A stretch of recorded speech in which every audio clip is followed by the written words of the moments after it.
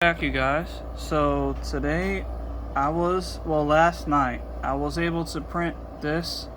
This is basically supposed to be the servo motor box. This is supposed to be the lid, but it was made with ABS, and you can see that it was warping a little bit, so it's kind of dented, like curved, but it still is able to show. Like, I can show you, hold on. I got these servo motors right here. As you can see, they're already in there, and I got some M3 screws, and this is the servo motors, basically. That's one of them, so they actually fit right in. So if I just put this in the hole here, put it on the end, so it's supposed to be able to hold 5 of these servo motors.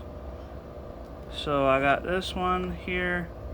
You can see it's going in, and it actually fits. Now this is like the 5th time that I had to print one out. The other ones were too small, so I had to go back into Blender and redesign the holes for the servo motors because they weren't trying to fit in here. But if I can just, I'm sorry, I'm doing this all with 2 hands here holding the camera, but it should fit just fine. It's just a little tricky because I started using 2 hands. But there, see? So that one went in, and then the holes actually will mount right up. I just got to move it a little bit so you can see. Here we go. So that can take M3 screws. So I have a few over here, and I have this Allen key wrench that is gonna help to put the M3 screws inside the holes. And I even, many years ago, I had bought this packet of tap and drill bits. Basically, they drill and tap the holes. So this right here is for M3 screws, and it has the tap on it, so the drill bit is pointed, and then it has the grooves for the screws to go into. So that's basically now I kind of made some bolts out of this ABS plastic. So those holes right here, as you can see, those will be able to fit the M3 screws that I have over here or over there. I have a bunch of them, but the M3 screws fit the holes for the servo motors.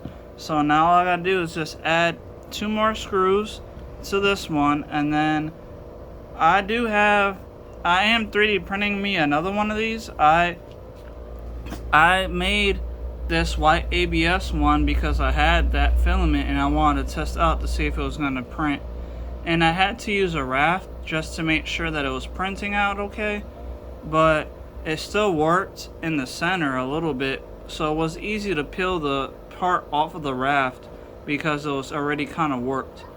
But after I was able to do that, I went ahead and I have some ABS black filament. So I have that printing right now. It's supposed to take like 6 hours, but once it's done, now that I know that this actually will fit for the servo motors, and I already have a tap set and M3 screws, so even the next one that I have should be able to fit just fine like this one is doing. So right now I'm going to pause the video. I'm going to get the other 2 screws in, and then I'm going to show you guys everything connected, and hopefully everything is looking alright. So just give me a second, I'll be right back. Okay guys, so as you can see, I got the other 2 screws in. So I got 3 motors already in here. It can take 5 because I got 2 other holes for the motors to be mounted to, and I do have 5 of these type of these size servo motors.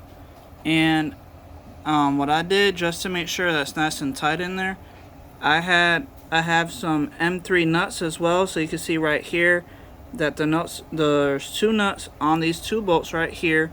So now I know for sure that it's really tight and I can't move it, so which is a good thing, because when I get the box made and 3D printed, this will be able to fit inside of the box that I'm making, and then the wires will come out the back side, as you can see right here, coming out the back of this motor.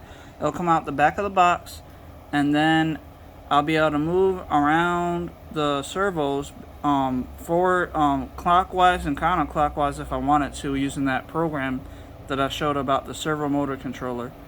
So now that I have these basically all set up right now, Now I can test it out, make sure that the servos are moving without worrying about them like sitting on a table and falling off. So like right here I got this plastic table.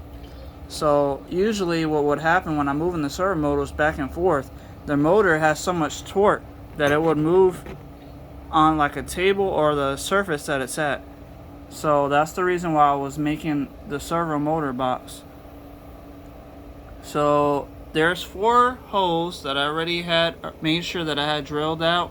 I mean, the size was okay already, but I just wanted to make sure that the M3 screws would be able to fit without any problems. But those 4 holes are gonna be what mounts the lid to the box.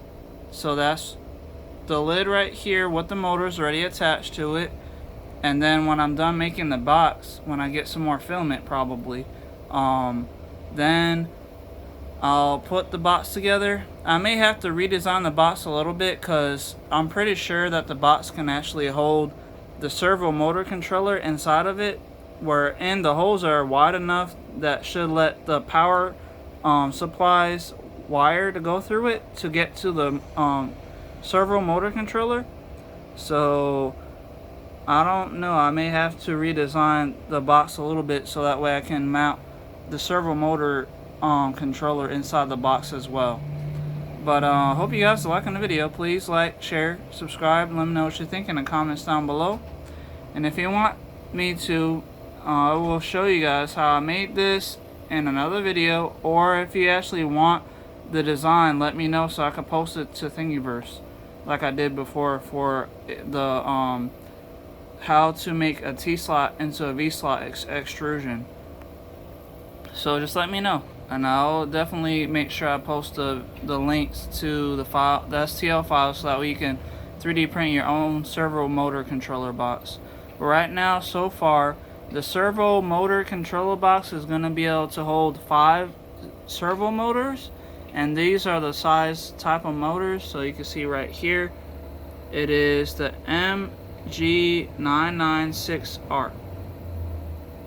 So I have a few of those, and this one is basically the same size, but it's a Frutabo, I believe, servo motor, S300 or something. But other than that, I have basically 5 of these size servo motors, and I do have some mini servo motors, but I would have to redesign those to fit inside of like a box of its own. But other than that, that's pretty much it. Hope you guys liked the video. Please like, share, subscribe. Let me know what you think in the comments down below. And I'll see you guys in the next video. Goodbye.